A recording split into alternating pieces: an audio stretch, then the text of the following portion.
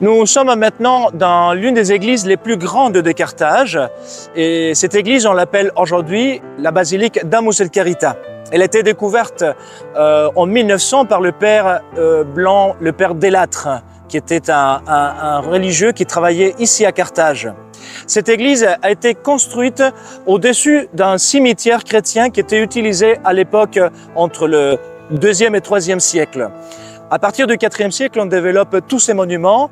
Les grands monuments, cette grande basilique, a 3 édifices, la basilique en tant que telle, le baptistère, et puis après le martyrium, faisant tout un complexe cultuel les plus grands de Carthage. Nous nous retrouvons maintenant juste derrière la basilique de Amus el Charita, derrière l'abside sud de la basilique, et nous voyons ici le baptistère, donc les lieux où le catéchumène, justement ceux qui se préparaient à rentrer dans l'église, devaient être baptisés et par l'évêque. Ce baptistère est important parce que c'est un baptistère octogonal qui est rarement vu en Tunisie. En général, le baptistère ont des formes très différentes, mais la forme octogonale est importante parce qu'elle dénote justement la présence de la résurrection, donc le baptisé qui ressuscite avec le Christ. Voilà, nous nous retrouvons maintenant dans le 3e monument de ces complexes cultuels des Amus el Charita, qu'on appelle aujourd'hui Rotonda. Ça veut dire aussi également un martyrium.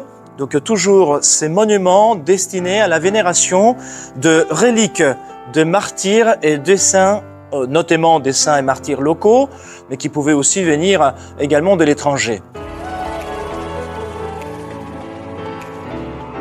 Nous nous retrouvons maintenant dans ce 3e monument, dans ces complexes cultuels des Amus el Charita, ce qu'on appelle aujourd'hui la Rotonde.